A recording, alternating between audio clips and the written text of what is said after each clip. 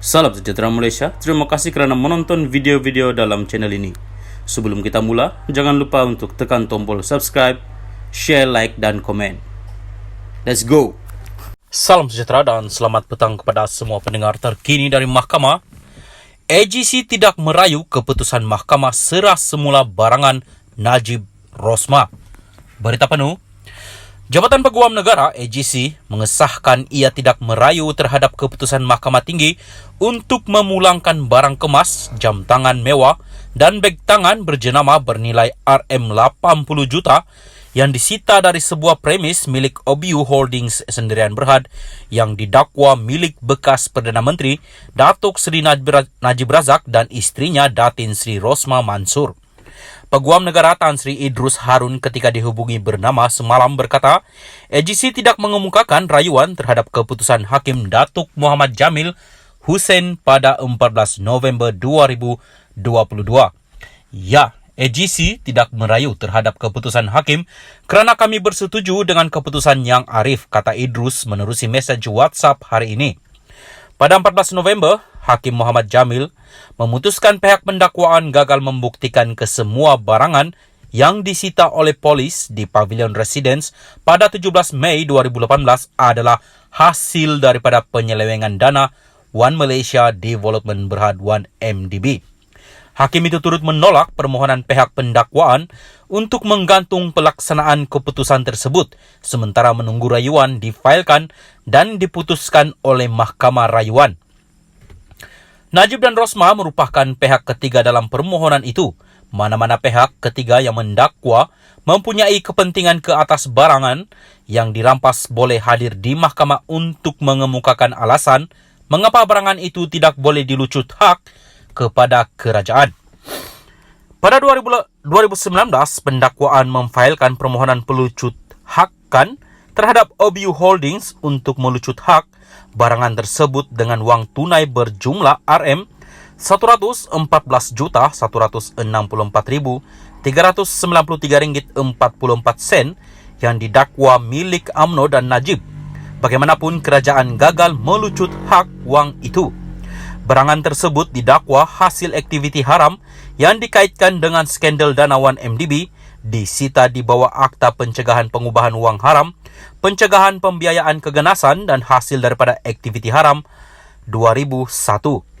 Barangan kemas dan beg tangan didakwa milik Rosmah manakala jam tangan milik Najib.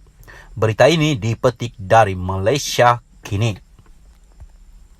Salam sejahtera dan selamat petang kepada semua pendengar terkini dari Mahkamah. AGC tidak merayu keputusan Mahkamah serah semula barangan Najib Rosmah. Berita penuh. Jabatan Peguam Negara AGC mengesahkan ia tidak merayu terhadap keputusan Mahkamah Tinggi untuk memulangkan barang kemas, jam tangan mewah dan beg tangan berjenama bernilai RM80 juta yang disita dari sebuah premis milik OBU Holdings Sendirian Berhad yang didakwa milik bekas Perdana Menteri Datuk Seri Najib Razak dan istrinya Datin Sri Rosmah Mansur. Peguam Negara Tan Sri Idrus Harun ketika dihubungi bernama semalam berkata, AGC tidak mengemukakan rayuan terhadap keputusan Hakim Datuk Muhammad Jamil Hussein pada 14 November 2022. Ya, AGC tidak merayu terhadap keputusan Hakim kerana kami bersetuju dengan keputusan yang arif, kata Idrus menerusi mesej WhatsApp hari ini.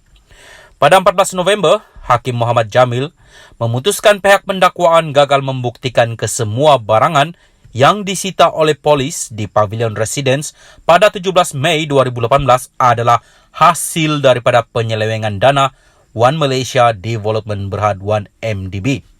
Hakim itu turut menolak permohonan pihak pendakwaan untuk menggantung pelaksanaan keputusan tersebut sementara menunggu rayuan difailkan dan diputuskan oleh Mahkamah Rayuan.